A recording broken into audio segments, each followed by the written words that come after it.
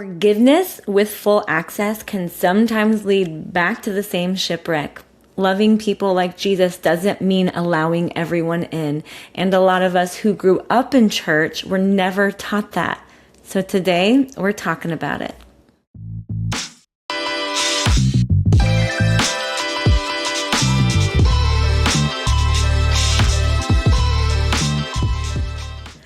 Welcome back, Dream Doers. In honor of the Derby this weekend, I'm wearing my fun hat. If you are watching from YouTube, you can see me, so I encourage you to pop in over here.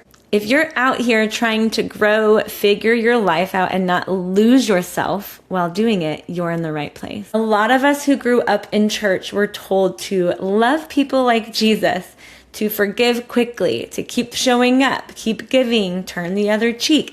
And I get the heart behind that. But what I'm realizing now is how incomplete that teaching was, because it wasn't paired with discernment or wisdom, and Jesus had both. Ultimately, we were being taught to be blind. And I don't say that with bitterness. I say that with clarity. We talk about clarity a lot on this podcast. Because when you teach someone to love without teaching them how to recognize what isn't healthy, you are setting them up to not only ignore red flags, but be completely unaware of them in the name of being a good person. And that's exactly what I did. I look back now and I can see so many moments where I didn't have boundaries, or maybe I had them, but I didn't hold them. I thought I was being kind, loving people like Jesus, believing if I just tried harder, explained better, gave more, showed up more, fixed more, then things would change. And they didn't. Not because I didn't try hard enough, but because I wasn't trying to do something that was never mine to do. I was trying to fix things or fix people who had no interest in changing and calling that love, because that's what I thought love was. And I know I'm not the only one who's done that. Because when you're not taught discernment, you don't know what to look for. What's a red flag versus what's just someone having a hard day. When to lean in and when to step back. So you just stay giving, forgiving, hoping. And over time, that doesn't just drain you, it changes you.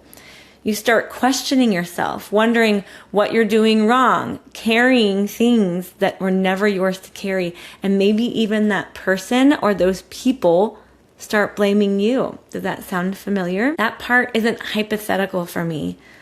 I've had a loved one then say to my face, "Look at the common denominator in all of these affairs around you. It's you." As if I somehow caused affairs, chose for them to have affairs. If I did the betrayal, financial loss, all of it. I remember sitting there thinking, wow, we've really flipped the script around. And years ago, I would have stayed in that conversation, tried to explain myself, tried to soften it, tried to fix it, tried to people please, make everyone happy. But in that moment, for the first time, I didn't. This is like next level healing shit right here, you guys. I didn't. I just stood up calmly and said, I can tell that you're still hurt, but it's not okay to talk to me like that, especially in front of my child. And I walked out. No dramatic exit, no argument, just clear boundaries, calmness. That moment mattered to me because it showed me something I hadn't fully grasped before. There's a difference between being the common denominator and being the one who kept allowing access. I didn't cause those behaviors, but I did allow people to stay in my life after they showed me who they were. And there comes a time, you all, when a lot of our unresolved childhood traumas and things we've been through, you know, we become adults, and there becomes a time where if you're a competent adult who can hold a job, if the government and the law thinks that you can also parent children, then you are perfectly capable of making the choices that you're making. So we've got to stop saying that people's behaviors are because of XYZ in their past, because they're making the exact decisions they want to be making. So when they show you who they are, believe them. That's not blaming. That's being aware, and awareness gives you the ability to do something different moving forward, because one day something will shift. You'll get real tired of explaining, circling the same conversation, seeing the same patterns with no change. And that's usually where boundaries start to show up, not as walls, but for healthy guardrails. This is okay. This is not. This works. This doesn't. This is mine to bear, and this is your responsibility. And holding that line, this is where it gets interesting. Someone explained boundaries like fences in our yards, setting clear expectations of what is yours to take care of, and this is mine to take care of. But nobody talks about what happens when you finally do hold your boundaries in life, not in your yard. You can be patient 99 times, calm 99 times, forgiving 99 times.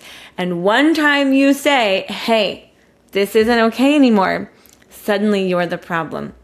Now you're difficult, too much. Society will label you, especially if you're a woman, as a bitch. Heard me talk about this before? I say a lot of these things over and over. And you're sitting here thinking, wow. So all that grace didn't count, but this boundary does. That moment will teach you so much. It'll teach you that some people were only comfortable with you when you were overextending yourself, or they were able to take advantage of the thing they were using you for, like money, maybe your physical labor, your time, your management skills, your energy, maybe your care. And it'll also teach you that someone else's reaction to your boundary doesn't determine whether your boundary is valid. It just means they don't like it. It speaks more about them than it does you. And that's okay, because clear is kind. You might have heard me say this before as well. My child therapist used to always say, clear is kind. I said this in my last episode. I thought being kind meant being flexible, understanding, giving people room, but unclear is actually what creates resentment and confusion. It's what allows the same behavior to keep happening. Clarity says, this is what I can do, this is what I can't. What's okay and what's not. It's understanding your capacity too. It's all full circle. And then you have to actually follow through. I didn't always do that. I thought loving people well was staying flexible, giving them extra chances, helping, fixing, explaining. But what I was actually doing was enabling without realizing it. I wasn't helping people grow. I was helping them stay the same while slowly wearing myself down or changing who I was to fit inside their mold instead of holding true to myself, my integrity, my values. But I had to own my part. Not that I caused what happened to me, but that I allowed certain patterns to continue longer than they should have. And those are two very different things. This shows up everywhere too, not just in personal relationships. It shows up in business.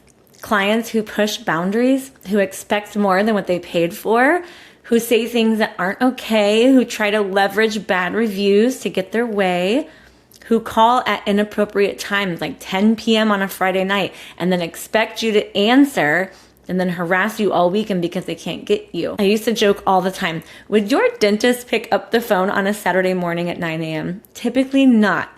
Now, if you're a business who's changed and work 7 days a week, have multiple employees and work weekends, that's different. If you don't have clear agreements, clear expectations, clear guardrails, you end up trying to enforce something that was never defined to begin with. Even those businesses that are open on the weekend have office hours and won't pick up their phone after the hours end. All of this becomes so exhausting if we're trying to go backwards. It shows up in friendships, helping someone out, trusting them, giving them access to your resources, and then realizing they had no intention of honoring what they said they would. And now you're sitting here thinking, how did we get here? We got here because there was access without accountability. And again, I've been there many times.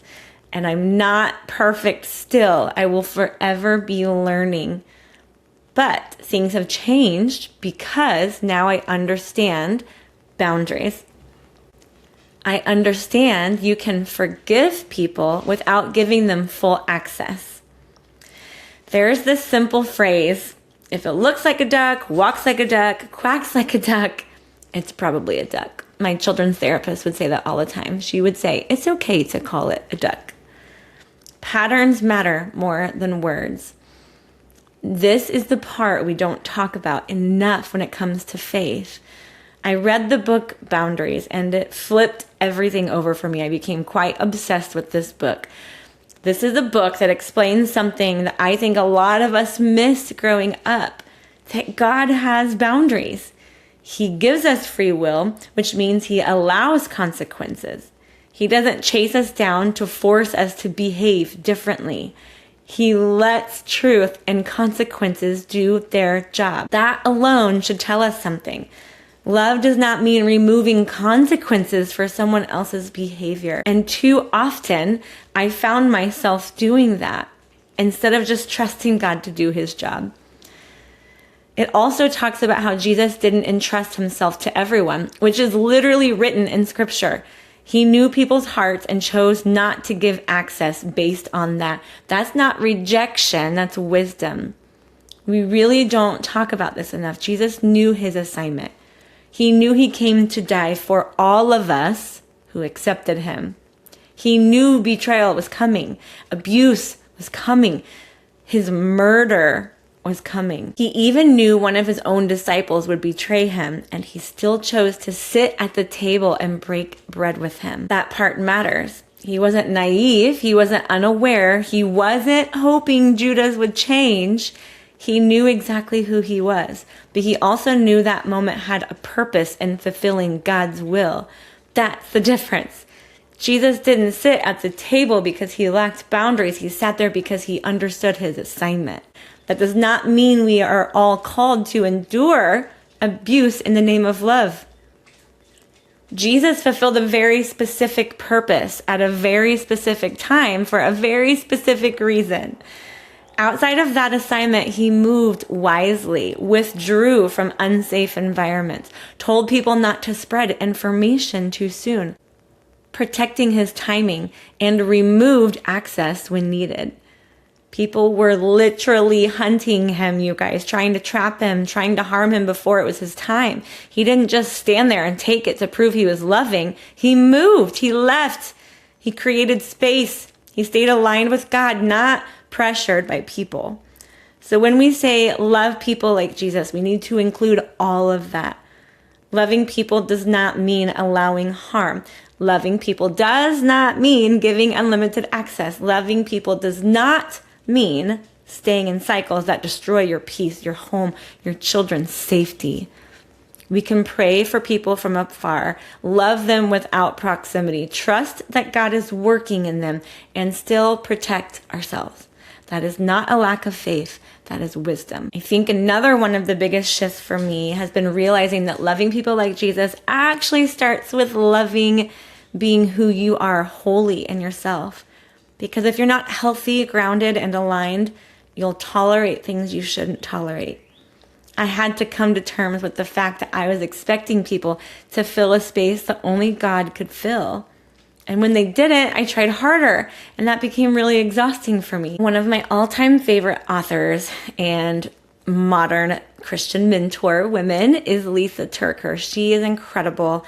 I remember discovering who she was at the peak of a lot of betrayal and change in her own life, and it was completely aligned with what was going on in my family's life. So I followed a lot of her journey, felt her from afar, kind of felt the same feelings and healed and growed at the same time. But a lot of the words she spoke in interviews and her books changed so much of who I was and how I moved amongst my relationships and how I worked and how I protected my peace and all sorts of things. So I'm going to read 2 quotes that she said during an interview, and they're a little bit long, but bear with me. She said, "I will always desperately want from other people what I fear I will not ultimately get from God. One way that I really made progress in this area was to work on living from a place of acceptance. God had already accepted me, so I don't need to walk around begging other people for scraps of acceptance. I'm living from a place of love. I don't need to walk around begging other people to make me feel loved and to make me feel okay in this world. And it's great to have needs with other people, but it's not okay to demand that they give you what we really should be getting from God.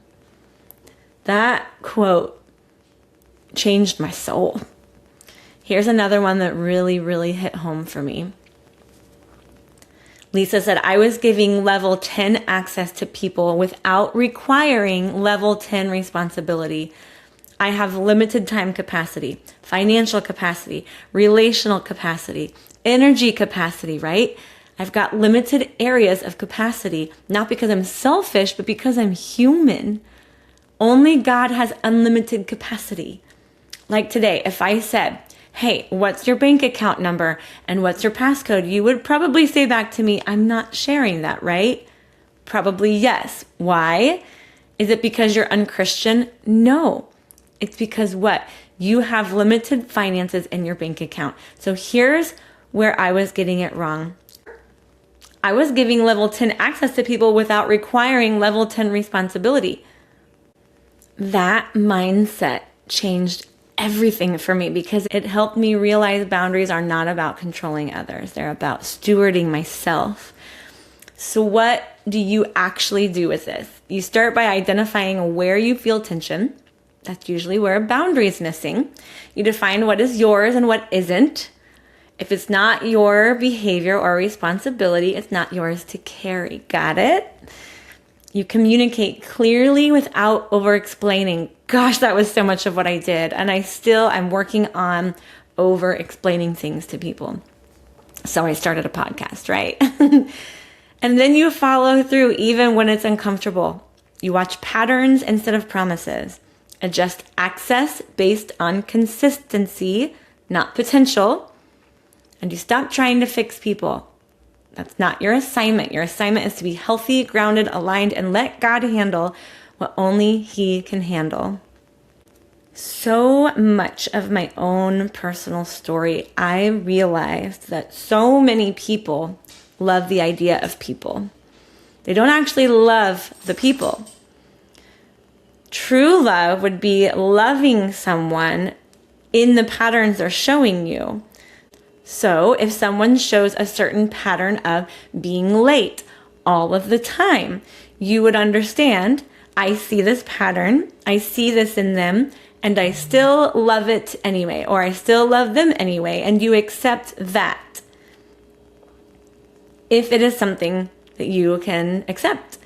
A lot of us love the idea, well, I can maybe make this person on time. But look, they've clearly showed you over and over and over, and they're an adult. So if you're looking at things like relationships or even client relationships, what kind of client you're going to take on, if they're showing you, especially quickly, a lot of things that don't align with your values, your integrity, your professionalism, then don't take the assignment thinking that they're going to change, or maybe because you're responsible that it will work out. It's probably going to bring a lot more tension than you would like. Everything will change when we stop tolerating the same things, stop clinging to the same people, and we don't reopen doors that lead to the same outcomes. Forgive, move forward, protect your peace, and trust God with what was never yours to carry. You can forgive someone and still not give them access. Love someone and still choose distance. Be kind and be clear at the same time. That doesn't make you unloving. It makes you wise. Forgive, don't forget, and give access where there is safety, consistency, and respect. And then trust that God is going to do the rest. Unconditional love does not mean unconditional tolerance. Unlearn that. If this episode resonated with you all, I would love if you could leave a comment, if you could share it with a friend. Make sure you like and subscribe. And if you want to come watch me, come find me at the Dream Doers podcast on YouTube. Thank you all, and until next time.